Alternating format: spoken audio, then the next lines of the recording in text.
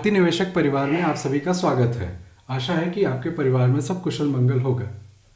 Stock market जोखिम भरा स्थान है, आपको इसकी लत लग सकती है। कोई निर्णय लेने से पहले पूर्ण तरह से अनुसंधान एवं अपने वित्तीय सलाहकार से परामर्श अवश्य कर लें। तो ये डॉलर इंडेक्स है। डॉलर इंडेक्स जो दुनिया की 6 करेंसी हैं, डॉलर के अलावा, यूएस डॉलर के अलावा टॉप की, उनके अगेंस्ट ये मेजरमेंट है यूएस डॉलर की शक्ति का। तो ये जितना ऊपर जाता है इसका मतलब ये है कि यूएस का डॉलर उतना ही मजबूत है, और ये जितना नीचे आता है ये दिखाता है कि यूएस का डॉलर उतना ही शिथिल होता जा रहा है। तो अगर हम यहाँ पे देखें तो डॉलर इंडेक्स जो है फ्राइडे के दिन 1.94% गिरा है। इसका मतलब ये कि यूएस का डॉलर कमज़ोर हुआ है बाकी करेंसीज के अगेंस्ट में। इतनी बड़ी बिकवाली अमेरिकी डॉलर में पिछले 2-2.5 साल में नहीं आई है। तो अगर आप देखेंगे तो आप पाएंगे कि 2020 में जब फॉल आया था कोरोना का, उस समय जो ये फॉल के बाद रैली आई थी, उसमें भी ये देखिए 1.47% का हाईएस्ट ड्रॉप है। तो डॉलर इंडेक्स में इतना बड़ा क्रैक लास्ट टाइम कब आया था मुझे तो नहीं याद आ रहा। सिर्फ आप कैंडल मत देखिए, परसेंट देखिए कितना परसेंट है, तो आई डोंट रिमेंबर। अब इसका मतलब ये है कि जब ये डॉलर इंडेक्स इस तरीके से क्रैक कर रहा है तो ये कमोडिटीज़ के लिए स्पेशली बहुत अच्छा है, मेटल्स हो गए, और इक्विटी मार्केट्स के लिए भी ये एक शुभ समाचार है। तो इक्विटी मार्केट्स यहाँ से रैली करेंगी, ऐसी आप आशा कर सकते हैं। तो ये रहा डॉलर इंडेक्स। अगर हम इसको थोड़ा सा देखें कि छोटे टाइम फ्रेम में कैसा चल रहा है, तो अब ये देखिए थोड़ा सा डॉलर इंडेक्स यहाँ पे सपोर्ट के आसपास में है, तो इट इज़ पॉसिबल कि यहाँ कोई बाउंस आ जाए, या हो सकता है कि करेक्शन यहाँ तक आ जाए। तो ये देखने वाली बात होगी कि यहाँ से अब आगे डॉलर इंडेक्स के लिए चीज़ें कैसे दिखती हैं। अब देखिए डॉलर इंडेक्स वीक है तो कमोडिटीज़, मेटल अच्छा करेंगे और इक्विटी मार्केट्स भी अच्छा करेंगे। अब अगर हम इसके आगे देखें यहाँ पे, तो जो भारतीय मार्केट है उसके बारे में अगर हम यहाँ पे देखते हैं तो हमको दिखाई पड़ता है कि यहाँ पे जो है फ्राइडे को मार्केट बहुत अच्छी थी। तो आप देखें 4% से ऊपर, 4.5% से ऊपर वाले स्टॉक वो 101 थे, और जो डाउन थे वो सिर्फ 22 थे। उसकी वजह से ये जो 20 डीएमए के ऊपर वाले स्टॉक्स हैं उनमें एक बहुत अच्छा इंप्रूवमेंट आया, ऑलमोस्ट मोर देन 10%। इसको हमने ट्वीट करके भी फ्राइडे को बताया था कि जो मार्केट पल्स है उसमें मार्क्ड इंप्रूवमेंट है। दिस शोज कि हो सकता है अगले 2-3 दिन वीकनेस रहे, ये कहना मुश्किल है, लेकिन उसके बाद आप कह सकते हैं कि यहाँ से कुछ एक अच्छी ठीक ठाक रैली आपको देखने को मिल सकती है। मार्केट गिरने को गिर सकती कभी भी, लेकिन वो एक ट्रूली ब्लैक स्वान इवेंट होगा तभी ऐसा हो सकता है। तो आइए अब बात करते हैं निफ्टी की। तो अगर हम निफ्टी की बात करें तो ये निफ्टी हमारा जो है रेजिस्टेंस के आसपास में थोड़ा सा खेल रहा है। अब यहाँ से अगर थोड़ा और कंसोलिडेशन होता है तो चीज़ें यहाँ से एक अच्छी हो सकती हैं। अब अगर आप इसको देखेंगे तो मंथली में बहुत अच्छा दिखाई देगा क्योंकि ऑलमोस्ट हाइस के पास में है, वीकली में अच्छा दिखाई देगा फिर से हाइस के पास में है, डेली में भी अच्छा दिखाई दे रहा है क्योंकि हाइस के पास में है। तो इसमें जो इंपॉर्टेंट बात यह है कि वो आपको इंट्राडे चार्ट्स में देखना पड़ेगा। बाकी अब इसमें और कुछ ज़्यादा एनालाइज करने के लिए है नहीं। अभी आप देखें तो ये एक हमारे लिए सपोर्ट लेवल है। तो अगर किसी वजह से मार्केट में कोई बिकवाली आती है तो 17,960 के आसपास में अगर मार्केट किसी वजह से खुलती है तो यहाँ अगर आपको ठीक ठाक कैंडल दिखती है तो आप जो है यहाँ पे बाइंग कर सकते हैं, क्योंकि रिकवरी की संभावना बहुत ज़्यादा है। अगर गैप अप होती है मार्केट यहाँ से तो एक्साइटमेंट में उसको कुछ नहीं खरीदना है कि 160-170 के आसपास में चला गया और आप जो है वहाँ पे एक्साइटमेंट में चीज़ें खरीद रहे हैं, तो वो एक आपके लिए एक परेशानी की बात हो सकती है। रीज़न ये है क्योंकि यहाँ से अगर आप देखेंगे तो प्रॉब्लम क्या है कि फिर वो रेजिस्टेंस के पास में पहुंच जाएगा, हल्का फुल्का गैप अप हुआ तो, और फिर वहां आप खरीदारी करेंगे, उसके बाद थोड़ा हो सकता है डिप आएगा तो यू विल गेट स्कैर्ड। तो आपको ये हमेशा ध्यान रखना है कि जो 1-2 दिन के व्यू होते हैं, इंट्राडे मूव्स होते हैं, उनमें आप कोई फिक्स्ड प्री कंसीव्ड नोशन लेके नहीं चल सकते कि आज तो ऐसा ही होगा और आप ऐसे ही ट्रेड करेंगे। ऐसा अगर आप गलती करेंगे तो फिर आपको एक बड़ी मुश्किल आ सकती है। तो ऐसी गलती ना करें तो ज़्यादा बेहतर रहेगा।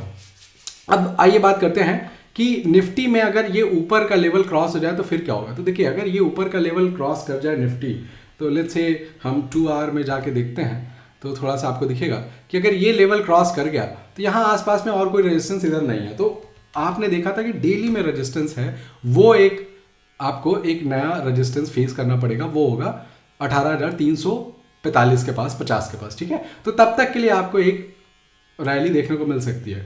और क्लीन मूव तो आपको तभी देखने को मिलेगा जब आप ऑल टाइम हाई क्रॉस करते हैं। क्लीन मूव देखने के लिए आपको करीब 500 550 पॉइंट का निफ्टी में रैली चाहिए होगा, और तब वो संभव होगा कि क्लैरिटी के साथ मार्केट मूव करे। आइए अगर आप यूएस मार्केट देखें तो डाव जोन्स जो कि 30 यूएस की बड़ी कंपनियों का समूह है, उसकी अगर हम बात करते हैं तो हमको यहाँ पे दिखाई पड़ता है कि जो है एक कंसोलिडेशन चल रहा है, ये रेजिस्टेंस है ट्रेंड लाइन का। तो अब ये अच्छी बात है, यहाँ पे कूल ऑफ आया। हमने पिछले सप्ताह बात की थी कि अगर यूएस मार्केट में थोड़ा कूल ऑफ आता है तो एक अच्छी बात होगी, क्योंकि वहाँ से एक रैली के लिए संभावना बनती है। देखिए वन वे रैली कभी नहीं होती, खासतौर से इंडेक्स में, क्योंकि इंडेक्स जो है मीन रिवर्जन करते हैं मोस्ट ऑफ द टाइम, और जो फंडामेंटल्स हैं वो उतने तेज इंप्रूव नहीं हो सकते, क्योंकि वो कलेक्शन है बड़ी कंपनीज का, वो भी तो उसमें मीन रिवर्जन ज़्यादा होता है, बाकी फंडामेंटल्स बहुत कम चेंज होते हैं। तो मोर और लेस खाया पिया कुछ नहीं और गिलास थोड़ा 12 आने का, वैसे टाइप की जो है आपको स्थिति मिलती है इंडेक्सेस में। तो आपको इस चीज़ का ध्यान रखना है। तो डाव जोन्स अगर आप देखेंगे तो काफ़ी अच्छा दिखाई दे रहा है, और यहाँ पे अब थोड़ा सा कंसोलिडेशन हो जाए तो अब ऊपर जाके ये इधर रिसेंट में नया हाई आप कह सकते हैं कि वो लगा सकता है। अब आते हैं बैंक निफ्टी पे।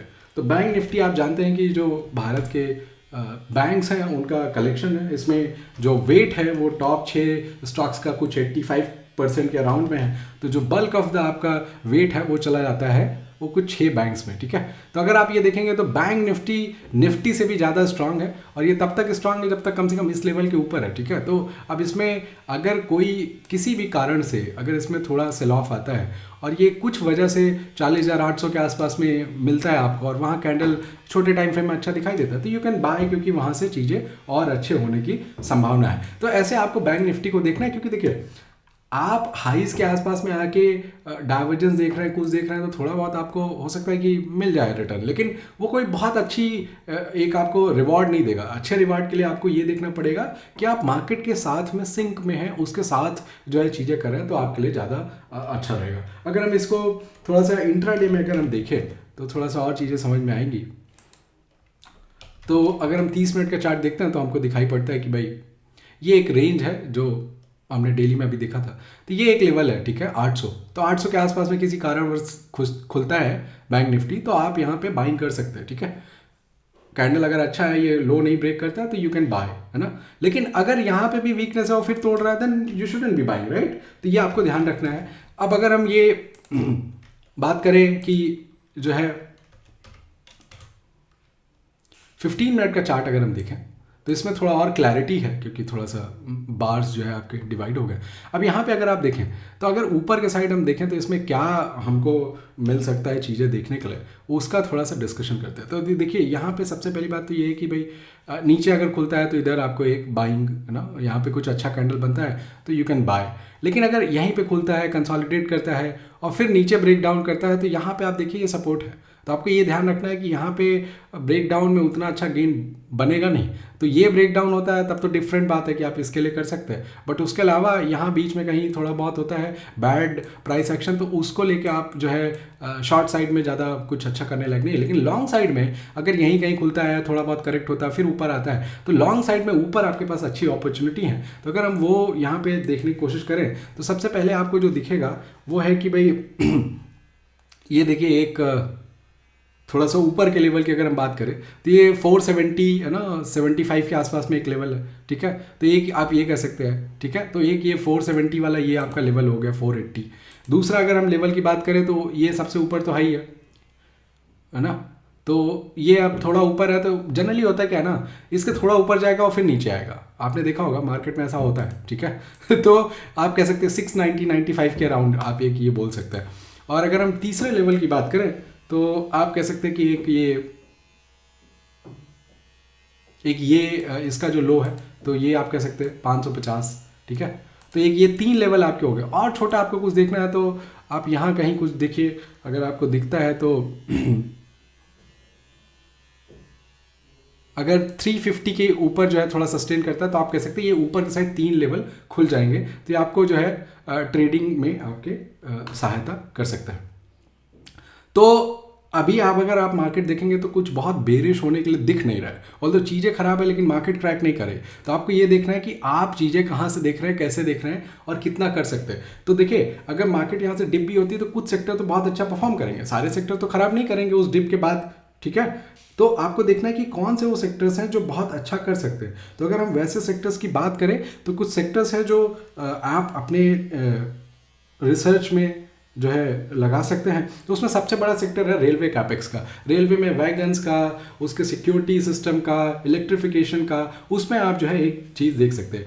फिर पब्लिक सेक्टर कंपनीज आती हैं। जो भी पब्लिक सेक्टर कंपनी है उनमें सब में कुछ ना कुछ मूव हो रहा है। सबसे ज़्यादा जो अच्छे पब्लिक सेक्टर की कंपनी है वो है डिफेंस की और बैंकिंग की। PSU बैंक्स का हमने 2021 में फरवरी में डिटेल कवरेज किया था प्रो में, उसका हम लिंक डाल देंगे इस वीडियो के डिस्क्रिप्शन में, वो आप पढ़ सकते हैं। तो वो एक सेक्टर हो गया। डिफेंस इन जनरल तो मतलब प्राइवेट सेक्टर में वो भी अच्छा है।